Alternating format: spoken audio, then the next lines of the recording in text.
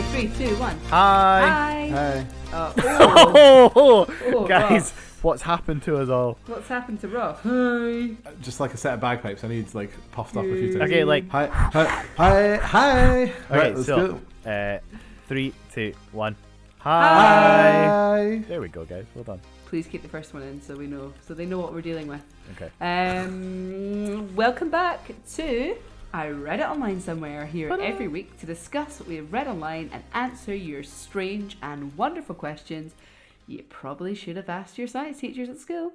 I'm Amy. I didn't ask these questions either, but luckily for me, I'm joined by two science teachers, Andrew and Ross.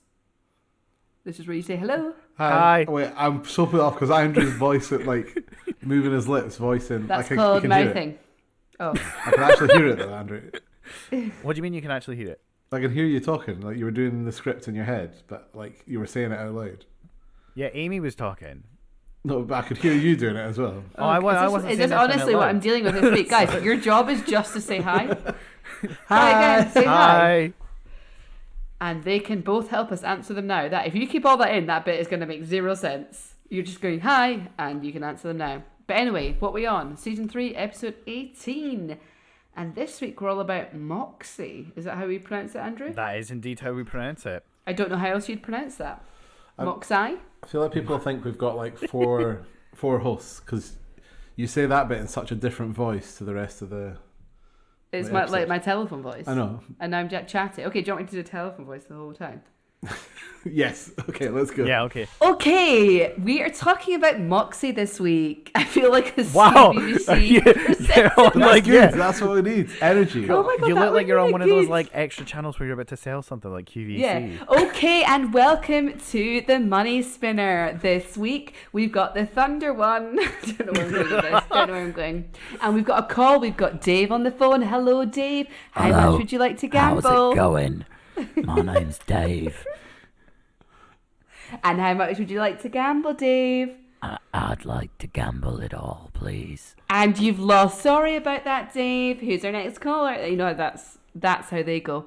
But I will try and do this all in my telephone voice. We call this Amy on Blue Peter. Stick I feel of like that a teacher. plastic.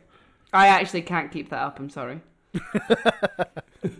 Right, Unless Andrew, if someone can pledge £1 and I'll do a separate podcast of my Blue Peter voice. Actually, it needs to be more than £1. What are we I thinking? was gonna say like that's like an hour's work for Yeah. us. Yeah. Maybe I'd probably, to be honest, I'd probably do it for a tenner. Actually, Tenner. inflation. What's inflation? Maybe 15? Yeah, inflation's like super. You'd 15, probably 15. be charging like 30 quid now. So if you would like to listen to Amy's Blue Peter voice, please send 15 British pounds my way. There you go. We'd be quite Thanks chuffed if for someone that. did that. This is a really weird start. So, Sorry, Andrew's editing. It's fine. Okay. so Moxie. So Moxicillin? Moxie. So I Or don't know if you guys have. Moxie-poxy. I don't know if you guys know about the Moxie experiment. Have you guys heard? We of do it? not. Fill us in. So the Moxie experiment is actually on Mars. So it's on the rover that's on Mars. Do you know the name of the rover? We spoke about it before. Oh. Keep what's with his it. name? I can't remember. Perseverance. Perseverance. Ah, Yeah, good job. one. What's the helicopter called? Percy. Oh no. Endurance. Heli. I think it's Ingenuity. Ingenuity. So it is. It is Ingenuity. So yeah. So Moxie is an experiment on the Perseverance rover that's on Mars, and the Moxie experiment is actually being run by MIT. So the Massachusetts Institute of Technology. Oh dear. Yeah, in Boston. Massachusetts Massachusetts. Institute Information of Technology. Technology. And MIT. what they're doing is they're actually trying to see if they can successfully create oxygen on Mars. Oh. Oh, I like the Um, name. That's the name I think of. Moxie. So the instrument, which is approximately the size of a lunchbox, has successfully managed to produce enough oxygen through the carbon. So Mars is basically full of carbon dioxide, and they've managed to produce enough oxygen which is equivalent to the amount of oxygen that would be produced in the same amount of time by a small tree. So they've produced oxygen out of this carbon dioxide through a very similar process to photosynthesis, which is how we how plants generate energy. But as a byproduct of that, they have created oxygen. So yeah, so this is one of the first steps that they need in order for successful habitation of Mars. So it's like the first starting point of not terraforming, but a sort of form of them being able to provide oxygen quite freely for missions to Mars. Which is quite exciting. To answer David Bowie's question, there isn't life on Mars. Apart from those wee worm things that are in Ant-Man. Well, we don't know if there's tardigrades on Mars. Okay, well, I can answer his question. But yeah. Thank you for your question, David. Yeah. This week, the answer is no. But we don't know yet because we haven't had those rock samples back. So Perseverance is also drilling down to see if there's anything in the riverbeds. Jeez, he is busy. Yeah, but or she? they're gonna drop them off, and I think they're gonna be collected at some point. 2030. I thought it was 2030. This is 2030, quite far away. And then they'll be brought back, and then we'll analyze them there. So we won't find out for a few years yet. But really exciting, like the fact that we can make oxygen on another planet, like that's and a substantial from carbon dioxide. amount. From carbon dioxide, yeah. Would that be helpful for us in the future if we ever run out of oxygen?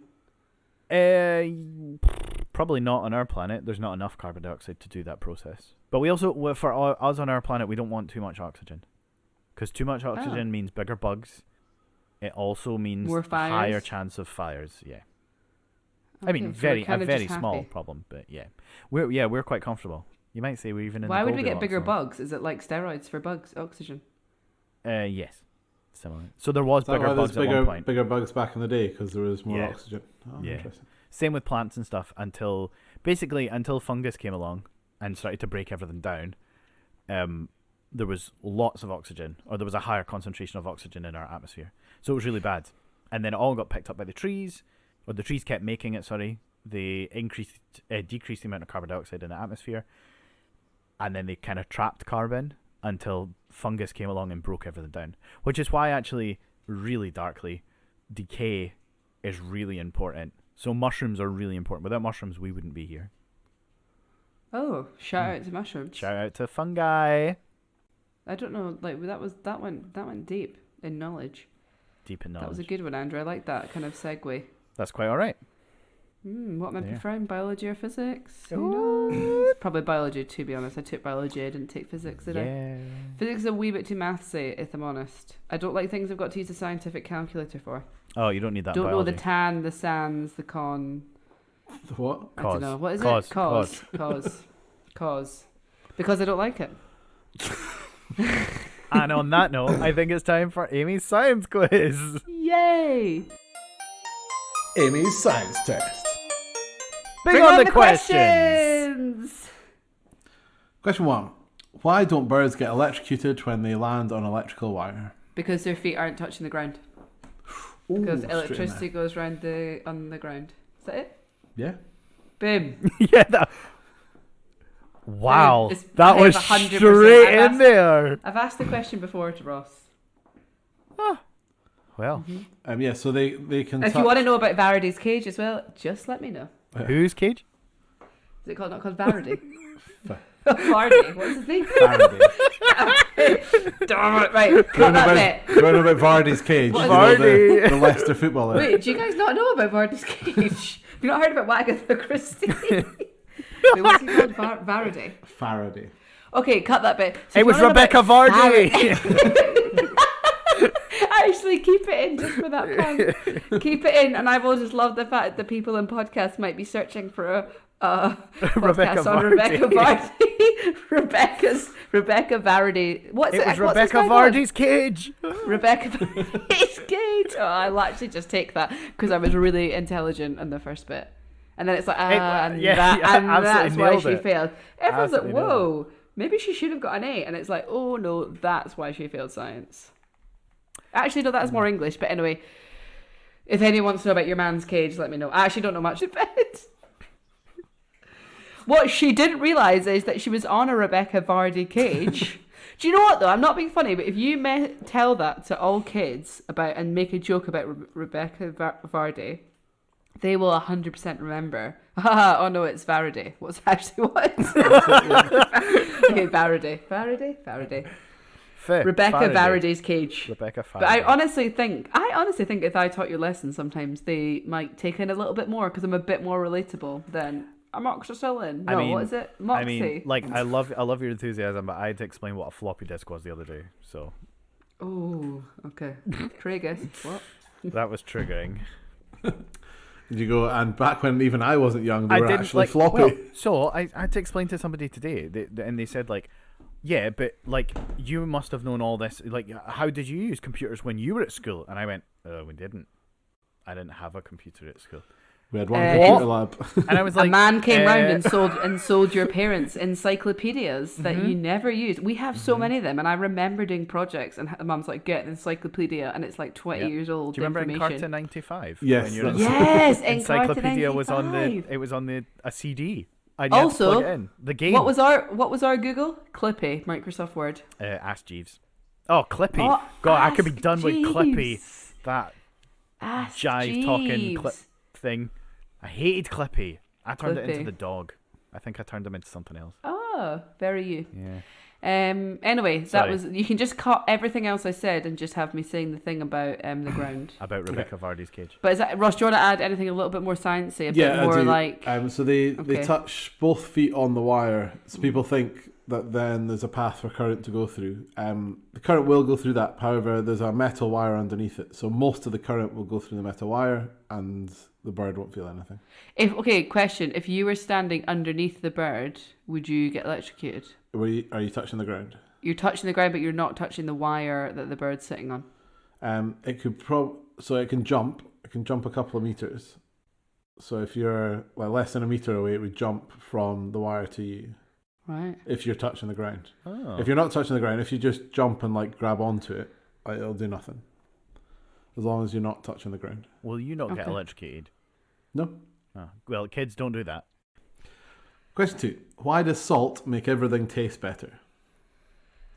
Oh, in fairness, it does. That's similar to the questions of last week. Oh, actually, I think I've got a sciencey answer to this. So I think salt makes you what's it? Makes more saliva in your mouth. Salivate more. Rebecca salivate. That whole bit was cut, so that's going to make no sense. That's what this episode's going to be called, isn't it? Rebecca salivate. No, I think it makes you salivate more, so it makes you mouth appreciate flavours more, but more sciencey than that. Andrew, you're looking at me quite confused, and I think that's a really good answer. I think that's a good answer for you, Amy. Well done. Yeah. I Should we Google it? Because I actually know think this is my tragus from last week. I think nailed it. Why does salt make everything taste better? Oh. Salt enhances sweetness and blocks bitterness. So not really right, but kind of. so not right at all. You did it! Yay! So just cut everything out and... Oh, Andrew, actually, or Ross. Who asked me the question? Ross. Ross, I think it's because it enhances sweetness, but it blocks out bitterness? Wow. I know, is that maybe you could read the next bit about the sodium ions as well. Oh, no, that's no one's going to buy that. Ross, you can read that. Ross, do you want to give us any more on that? That's because sodium ions zero in on bitter flavour compounds and suppress them, making the sweet flavour seem stronger. Mm. And that is from www.finecooking.com. Do you know what my favourite flavour is? Umami. Oh, is that miso and stuff? Yeah. Ketchup. That's very salty. Umami. Question 3. Why is tuna in a can brown, but real tuna is pink? I'm assuming it's because it's been cooked. That seems sensible. That does seem sensible. Yeah. Andrew, the biologist? Yeah. So tuna, when it's uncooked, is pink. And when it's cooked, it's brown. Thank you for that, Andrew. Yeah. Same, I don't know what would have done without your insight. And then I suppose same with most meat. Yeah. So when you it'll change color. So the proteins will change color when you cook them. Well, here comes the science bit. Which has it has a fancy name, but I can't quite remember what it is. But it's like caramelization. It's a something process. Begins with a C. Yep. But it's not I caramelization. can't remember what it's called. It's a guy's name. It's called cooking. Well Cooking, done, guys, is what Amy. you're looking for. We need a home ecist. Do you know home economist? A home economist. Oh. That's a hard word Oh. to say. Is that what they're called? A home economist. Yeah. Oh, I nice. feel like the word economist shouldn't be with home. Well, they're not. Well, I don't know. What do you do? I'm an economist. Oh, tell me what the finance is. So I'm if a you home cook, economist. Yeah, well, okay, fine. So if you cook and are on home economist, and if you, okay, so wait, hold on.